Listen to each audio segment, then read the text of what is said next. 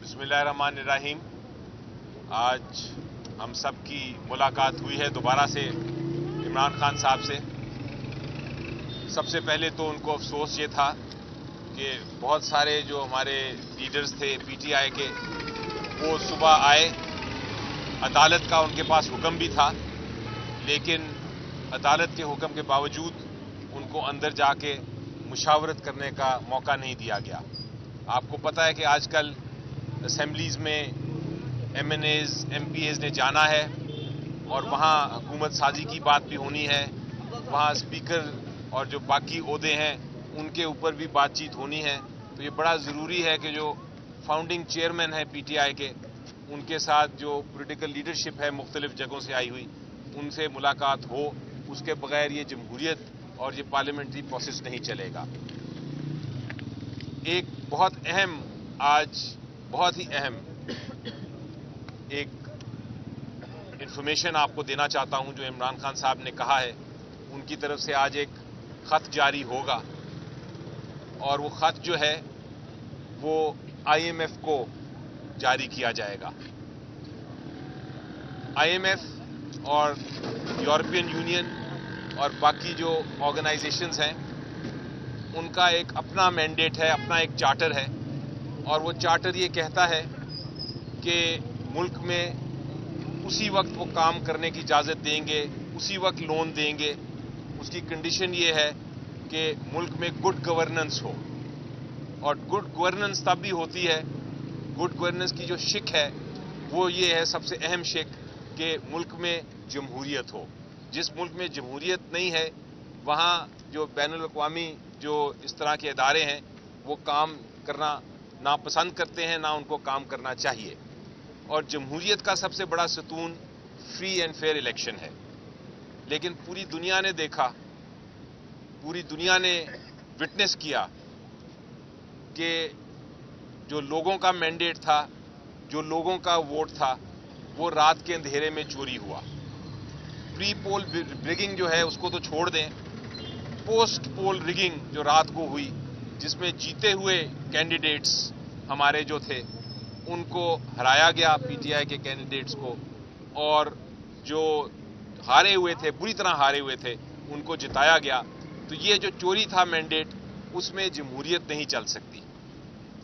और अगर elections free and fair नहीं हुए तो किसी भी अदारा जो है वो अगर अवाम के हक को जहां देखता है कि वाकई चोरी हुई है, वहां वो लोन उस मुल्क को नहीं दे सकता, क्योंकि वो लोन जो है, जो कर्जा देगा, वो अवाम पे और उसका बोझ होगा। और ऐसी हुकूमत जिसके पीछे अवाम का एतमाद ना हो, वो उस लोन को वापस करने में, मुल्क की तरक्की में, मुल्क की जो क्राइसिस हैं इतने सारे, उनको हल करने में वो नाकाम रहेगी।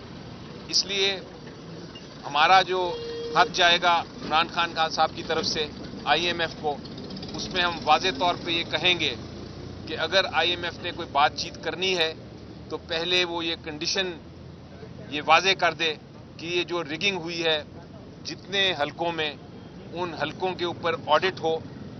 एक ऑडिट टीम बैठे, independent Azad audit team, election commission of Pakistan नहीं, एक आज़ाद इंडिपेंडेंट ऑडिट टीम, जो कि अगर तो सुप्रीम कोर्ट ऑफ पाकिस्तान की सरबराही के तहत बनाई जाए तो बहुत अच्छा है, लेकिन उसमें जुडिशरी का ज़रूर इन्वॉल्वमेंट हो, और वो ऑडिट के बाद वो फैसला करे कि जहाँ जहाँ धांधली हुई है वहाँ वहाँ जो कैंडिडेट जीते हैं उनका नोटिफिकेशन करे। उसके बाद आईएमएफ आगे कोई बातचीत करे हुकूमत से, क्योंकि उसके बगैर अगर ये ऑडिट नहीं होता, ये जो धांधली है इसको ख़त्म नहीं किया जाता, तो फिर किसी किस्म का जो स्टेप होगा लोन देने का आईएमएफ का, वो पाकिस्तान के लिए नुकसानदेह होगा।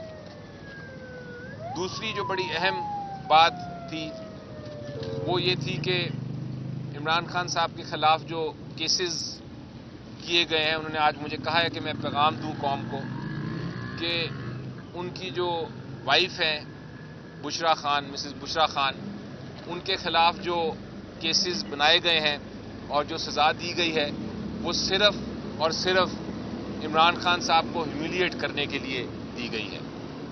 اور اب حال یہ ہے کہ ان کو ایک بنی گالہ میں بند کر دیا گیا ہے، جہاں اطلاع یہ آ رہی ہے کہ ان کی جان کو بھی خطرہ ہے، اور ان کو پچھلے 2 مہینے سے ملنے کی اجازت بھی نہیں دی جا رہی.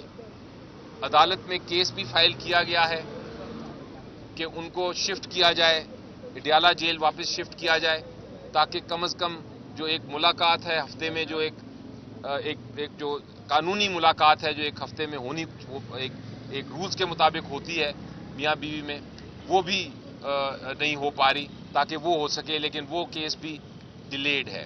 تو ہمیں انسٹرکشنز دی گئی ہیں وکلا کی ٹیم کو کہ آپ فائل کریں کل کیس اور ان کو ملنے کی اجازت دی جائے، اور اس کے علاوہ جو ان کو جان کا خطرہ ہے اس کے اوپر بھی انویسٹیگیشن کی جائے. اس کے علاوہ اگر باقی باتیں میرے کولیگ بیرسٹر گوہر صاحب کرتے ہیں. نہیں، ہمیں تو ملنے آج نہیں دیا گیا. آنے کے لیے خان صاحب کے پاس آئے تھے، بٹ آج خان صاحب سے ملاقات کی اجازت نہیں ملی. جس طرح لیڈر صاحبان کو نہیں دی، تو یہ ہمیں کہا گیا کہ 6 بندوں کی اجازت تھی، جو 6 آلریڈی جا چکے ہیں، تو وہ باقی لوگ نہیں جا سکتے. اینی وے ہماری کوشش تو یہی ہے کہ یہ دوریاں ختم ہو، ہم آگے کی طرف بڑھے. لیکن ہر مرتبہ رکاوٹ کھڑی کی جائے گی تو معاملات آگے کیسے بڑھیں گے اور کس طریقے سے بہتر ہونا تو یہ چاہیے کہ عوام کے فیصلے کے آنے کے بعد سارے عدالتی فیصلے سبڈو ہو گئے. وہ ساری عدالتی فیصلے لوگوں نے دیکھے تھے کہ وہ جس تیزی کے ساتھ دیے گئے تھے، جس عجلت کے ساتھ حق ریفیوز کر کے دیے گئے تھے. اس لیے سوری دنیا نے دیکھا ہے کہ اس وقت خان صاحب کا اڈیالہ جیل میں ہونا یہ غیر آئینی اور غیر قانونی ہے. یہ فقط ہیومن رائٹس کی وائلیشن ہے کہ آپ نے خان صاحب کو پولیٹیکل بنیادوں پہ جیل میں رکھا ہوا ہے. لیکن آج کی ریفیوزل بھی اسی کی کڑی ہے. لیکن اینی وے اس کے باوجود انشاءاللہ تعالی پاکستان تحریک انصاف پارلیمنٹ کا حصہ بنے گی، پارلیمنٹ میں انشاءاللہ اپنا رول پلے کرے گی.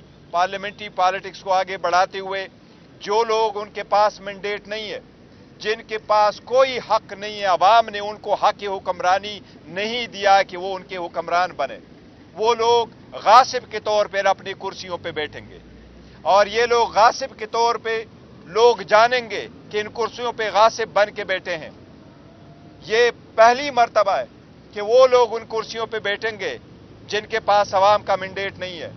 یہ اپنے آپ کو دیکھنا چاہے تو کسی بھی بازار میں جائے، اتوار بازار میں جائے، کسی جمعہ پڑھنے جائیں، اور یہ اگر کوئی جنازہ پڑھنے جائیں گے، عوام ان کو وزیر اعظم کا عہدہ نہیں دیں گے، عوام ان کو انشاءاللہ تعالی چور اعظم کا خطاب دیں گے.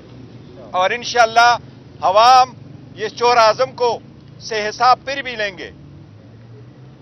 پی ٹی آئی پارلیمان کی بالادستی پہ یقین رکھتے ہوئے ہم انشاءاللہ تعالی پارلیمانی سیاست میں رول پلے کریں گے انشاءاللہ تعالی. جس طرح آپ نے بتایا کہ بانی پی ٹی آئی جو ہے وہ آئی ایم ایف کو خط لکھنے جا رہی ہے.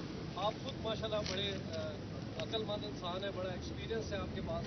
کیا آپ نے عمران خان کو بتایا نہیں کہ اس خط کے بعد پاکستان ایک بہت بڑی مشکل میں پھنس جائے گا؟ جی نہیں، دیکھیں میرا خیال ہے میں تو ان سے ایگری کرتا ہوں اس بات پہ، اور میں اس لیے ایگری کرتا ہوں کہ جب بھی آپ نے پہلی سٹیپ لینی ہے آئی ایم ایف کے ساتھ یا کسی بھی انسٹیٹیوشن کے ساتھ، تو آپ کو یہ دیکھنا ہے کہ کیا اس ملک میں جمہوریت ہے کہ نہیں. یہ جو کنڈیشن ہے کہ ایک آڈٹ ہونا چاہیے اور آڈٹ کے بعد فیصلہ کیا جائے کہ کس کو کون جیتا کون ہارا اور الیکشن کا کیا رزلٹ ہے. جب تک وہ نہیں ہوگا تب تک ہماری جو ایک انلیجٹمیٹ، ایک غیر قانونی، غیر آئینی ایسی حکومت جس پہ لوگوں کا اعتماد نہ ہو، اس کے ساتھ کس طرح ڈیل کی جا سکتی ہے. تو میرا خیال ہے یہ کنڈیشن جو ہے یہ بڑی ایک اس میں دیکھیں ایک چیز یاد رکھنا، پاکستان تحریک انصاف کبھی کوئی ایسی سٹیپ نہ لی ہے نہ لے گی جس سے پاکستان کی اکانومی کو نقصان ہو. ہم تو چاہتے ہیں کہ بہتری کی طرف ہو. پہلی بھی آئی ایم ایف کو یہ کہا تھا کہ آپ انشور کریں free and fair and transparent election ہو. یہ اس کے تناظر میں ہے کہ ہم نے پہلے بھی کہا ہے، دوبارہ بھی کہیں گے، جہاں سے بھی انفلوئنس ہو. ہم نے یہی کہا ہے کہ یہ عوام کا مینڈیٹ ہے، پاکستان کا پروگرام کے بارے میں نہیں لکھا ہوا. ہم نے پہلے بھی وارن کیا تھا کہ اگر الیکشن فری فیئر ٹرانسپیرنٹ نہیں ہوں گے تو پاکستان کی اکانومی سفر ہوگی. یہ بات چوری کے پروسیس کو ہم تو روکنا چاہتے ہیں، یہ آگے نہ چلے. مینڈیٹ لیا اس کے بعد یہ مسئلہ آگے چلے گا. भेजा गया है और साथ ये बता दीजिएगा कि इंट्रा पार्टी इंतखाबात होने जा रहे हैं, 3 मार्च का टाइम दिया गया है, तो उसमें चेयरमैनशिप के लिए कौन होगा? देखिए, पहली बात तो ये है कि जहां आपने कहा कि हमने नहीं जमा कर लिए थे, हम जमा करते रहे, लेकिन 2-3 नाम बीच में से रह गए थे, वो ज़रूरी नहीं थे उस पर्पस के लिए हैं, तो हमने नॉमिनेट कर दिया था और सबमिट कर रहे थे, लेकिन आखिरी वक्त में 1-2 नाम हमने रख लेते अपने पार्टी को पार्लियामेंट्री लेवल पे भी रिप्रेजेंट करने के लिए, कि हम इसलिए रखेंगे ताकि हम अपने पार्टी का वो तशख़्ख़ुस फिर भी कंटिन्यू करेंगे।